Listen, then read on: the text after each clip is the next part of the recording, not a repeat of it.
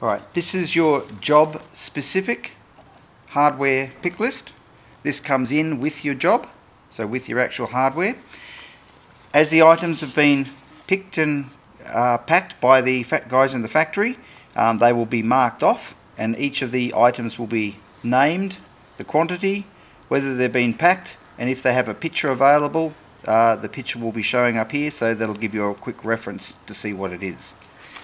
Now, inside this is not the only part of it, but inside this you have a second part, and this is actually a parts list, and in the parts list it goes through every individual cabinet. So this is room 1, cabinet 1, this is room 1, cabinet 1.1, and this is room 1, cabinet 2, room 1, cabinet 3, room 1, cabinet 4, and each of them have actually got highlighted of all the different parts that go to make up that particular cabinet. So for example, this one here has a kickboard. It has a kickboard return right, a base left end. It also has some drawer fronts. Anything here that you see the word graphic only, that is not a physical part. That is just something that the computer uses for any 3D modeling that it needs to do. So anything with the word graphic only is just a graphic only. It's not a physical part. So these are all your parts. Now the best way to do this is when you start unloading your FlatPack, is to put everything with room 1, cabinet 1, all in one area. And then you get room 1, cabinet 2 in this area, and room 1, cabinet 3 in that area. And that way then, instead of looking at a whole myriad of parts, you're breaking them down into a much smaller, condensed parts. So each of these ones here are actually you've got your part length and your part width. They're located there, and these are the unique file names. So you'll also notice that in your job you actually have a job, you'll more than likely have a job complete printout as well, and that job complete printout will have these file names on them, and they'll be barcode scanned off, and they'll be able to say exactly when they were barcode scanned off, when they were going into the job.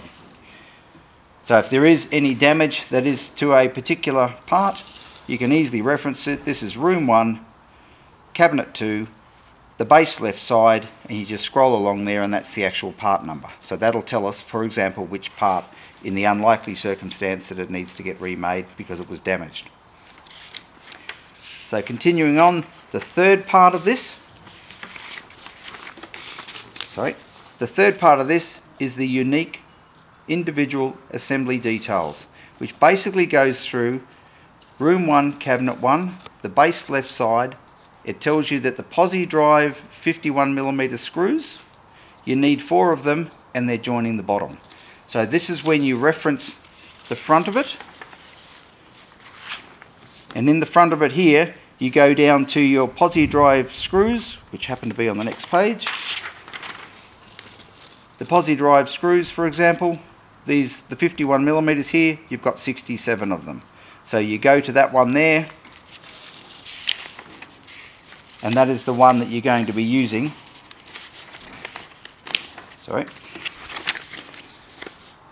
That is the one that you're going to be using to join the bottom. So the base left side, where it joins the bottom, you're going to need these screws. So it goes through and itemizes each screw you need, the quantity that it needs, and what it's actually attaching to. So again, the same thing here. This is all room 1, cabinet 1. This is all the details for that. Going over the page, then you'll have room 1, cabinet 2, and this is all the specific assembly instructions for that cabinet. And you will find that in your job sheet. Also too, with working out basically hardware and things like that, the actual label itself is literally its own assembly details as well. So you can use this in conjunction. So what I mean by that, as far as the individual assembly details go, it'll actually specify here, for example, the hinge.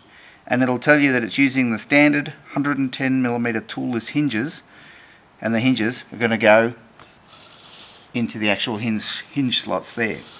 And it also tells you whether or not there's any accessories. So for example, in this one here there are some buffer 5mm drilled and the buffer holes go into the corner here.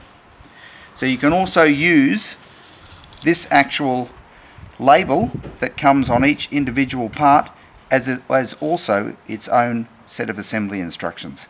So I'll show you another one as well.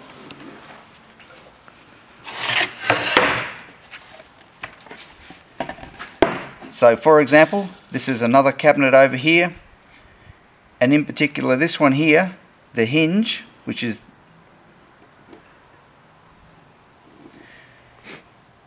there's another cabinet here, and in particular this one, the hinge, actually has a 3mm hinge block. So that is telling you the actual height of the hinge block that you use with this one. So these where the hinge blocks go inside in here, and it actually tells you that on the information.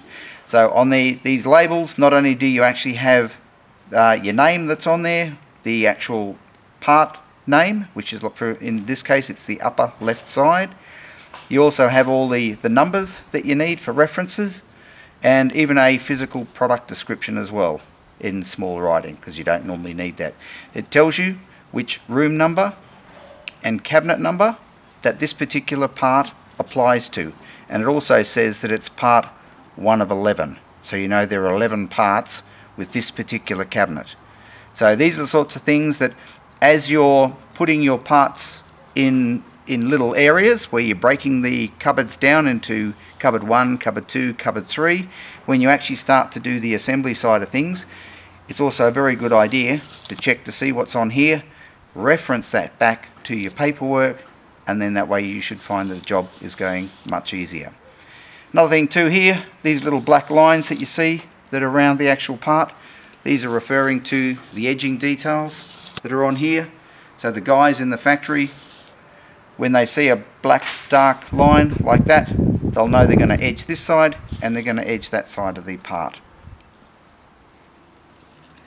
And finally with the part, this is the actual physical barcode itself. This is what the guys use in the factory to scan the job off, and this is its unique file name. So this, every single part has its own unique file name, and this is the unique file name. So should in the unlikely circumstance that a part gets damaged or something like that, this is the file name that we'll need to know, and then that way we can remake the part quickly.